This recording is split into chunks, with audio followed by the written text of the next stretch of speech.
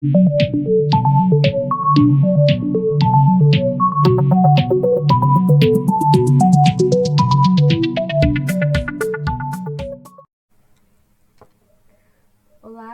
sou Emanuela, sou bolsista do programa de ensino tutorial Petroelétrica UFPB e hoje estamos na segunda aula sobre o capítulo 24 de potencial elétrico do livro Fundamentos da Física, do Halliday, a 10ª edição. Hoje nós vamos resolver as questões 23 e 34 desse livro. Primeira questão, letra A. A figura ao lado mostra uma barra isolante de comprimento L igual a 6 cm e densidade linear de carga positiva uniforme de lambda igual a 3,64 picocoulombs por metro. Considerando potencial no infinito igual a zero, qual é o potencial no ponto P, aqui situado a uma distância de 8 cm do ponto médio da barra? Exatamente como está ilustrado aqui na figura.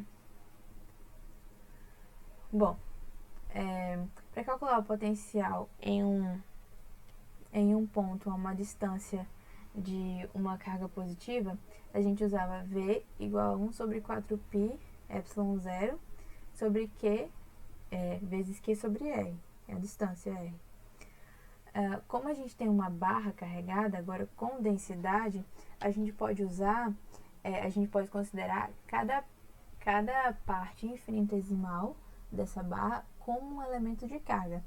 E assim, para descobrir qual é o efeito, qual é o potencial total gerado pela barra inteira, a gente integra esse elemento infinitesimal de carga. Então, a fórmula fica dessa forma. Bom, a gente sabe também que dq é igual a lambda vezes dx. Porque lambda é carga sobre comprimento, carga por comprimento da barra. Então, dq, isolando dq da equação, a gente tem que dq é igual a densidade superficial de carga vezes dx, que é a parte infinitesimal da barra. Além disso, essa distância que a gente considera dessa pequena carguinha ao ponto P é uma hipotenusa dos catetos D, que é a distância do ponto médio até o ponto, e o cateto X, que a gente vai variando ao longo da barra. O X vai variando à medida que a gente se aproxima e se distancia do ponto central da barra. Então, a gente tem que R, essa distância de cada elemento de carga ao ponto, é uma função de x e d, sendo d constante e x variando ao longo da integração. Então, substituindo na fórmula, lambda sai da integral porque é uma constante, então a gente fica aqui o potencial nesse ponto devido a o lado direito aqui da barra é igual a zero sobre uma integral de π sobre lambda sobre 4π epsilon 0, integral de 0 a L sobre 2, de 0 a L sobre 2, a distância que a gente percorreu aqui no x, de dx sobre x ao quadrado mais d quadrado, tudo isso elevado a 1/2, já que é a raiz. Só que aí a gente pode notar, a partir dessa fórmula, que não interfere o referencial que a gente adota para o sentido positivo do nosso x. Se a gente colocasse um eixo aqui, yx aqui, nesse ponto aqui, ponto extremo esquerdo da barra, todo x estaria negativo para cá. Mas se a gente, por exemplo, colocasse um referencial aqui, um eixo aqui, crescendo o x para cá, esse lado de cá estaria negativo do sentido do eixo que a gente colocasse. Mas mesmo assim, como na equação o x está elevado ao quadrado, o sinal dele não interfere no resultado. Então, o que a gente pode fazer para calcular o potencial total gerado nesse campo que existe nesse ponto aqui, devido aos dois lados da barra? A gente faz essa multiplicação aqui por 2. A gente viu que para um lado a gente consegue calcular a partir desse cálculo dessa integral aqui. Então, para calcular a influência dos dois lados, a gente multiplica por 2. Continuando com os limites de integração de 0 a L sobre 2.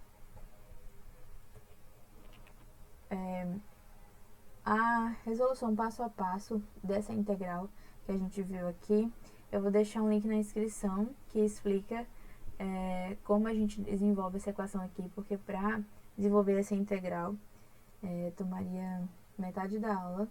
É uma integral de substituição trigonométrica, então para a gente entender melhor e passar para o assunto de potencial elétrico, eu vou deixar o link na descrição para vocês acompanharem como é a resolução passo a passo da integral. Mas o fato é que a equação final fica dessa forma aqui. Substituindo os valores que a gente conhece nessa fórmula do potencial, a gente tem que o potencial no ponto P é de 0.02426 volts, ou aproximadamente 24,26 milivolts.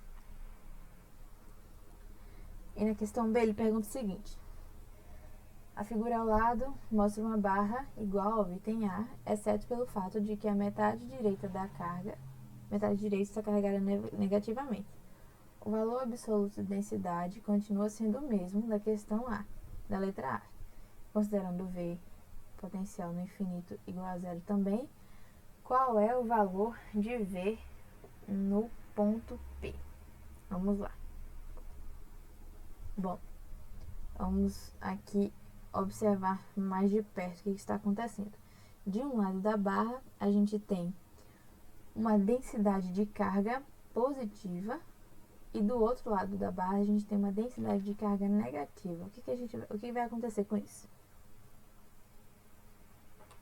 Vamos para a título de resolução aqui, chamar o potencial direito, devido à metade direita, de VD, e o potencial no ponto P, devido à metade esquerda, de VE.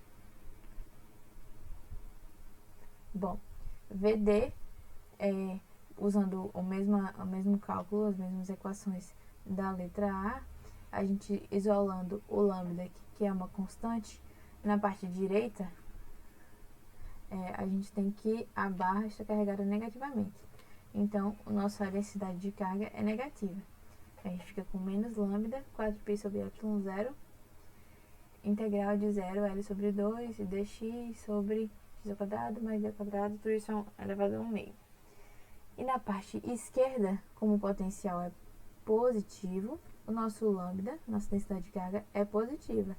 Então, a gente pode observar que o lado direito é igual ao lado esquerdo, numericamente, multiplicado por menos 1. Fazendo uma soma algébrica de VE mais VD, VE é igual, VD é igual a menos VE, é igual a VE multiplicado por menos 1. Então, substituindo aqui, VE mais menos VE igual a 0. Fazendo o jogo de sinais aqui, a gente tem VE menos VE, ou seja, o potencial final no ponto P é igual a 0. Questão 34. Duas barras metálicas paralelas de grande extensão, isso aqui é importante, são mantidas a uma distância de 1,5 cm e possuem cargas de mesmo valor absoluto e sinais opostos nas superfícies internas. Considere o potencial na placa negativa como 0. Se o potencial no meio do caminho entre as placas é 5 volts, qual é o campo elétrico na região entre as placas? Então, como ele informa aqui que as placas são de grande extensão, a gente considera como placas infinitas, sem distorção de linhas de campo nas extremidades das barras. A gente considera como barras infinitas e faz cálculo como se o campo elétrico fosse paralelo em todos os pontos. Observando, eu fiz uma figura aqui que não é indicada no livro, só pra gente entender melhor o que ele está falando. De um lado tem uma barra carregada negativamente, do outro positivamente.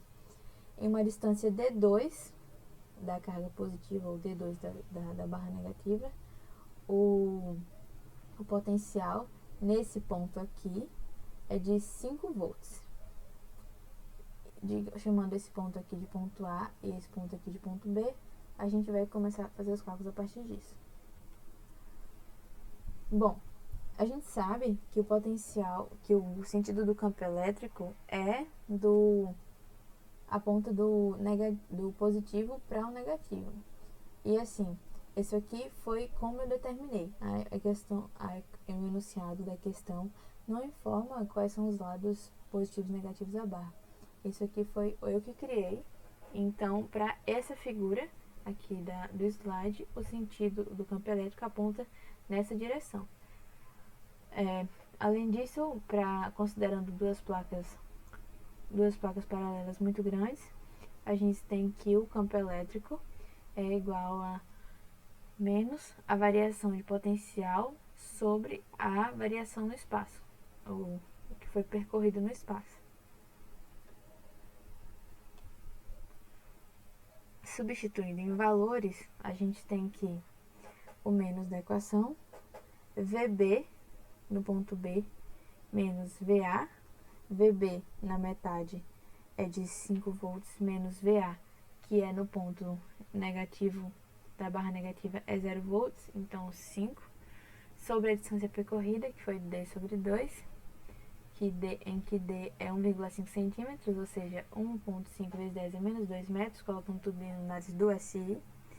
A gente tem que o campo elétrico é igual a menos 10 sobre 1,5 vezes 10 é menos 2, ou seja, menos 6,7 vezes 10 é menos 2 volts por metro. Então, como eu anotei aqui, vejo que, como esperado, o campo elétrico tem sentido oposto à direção do deslocamento, porque o campo elétrico aponta no sentido oposto ao qual o potencial cresce, né? Em módulo, se a questão pedir em módulo, a gente aponta só o 6,7 volts vezes 10 à segunda. Como a questão não impõe direção, o mais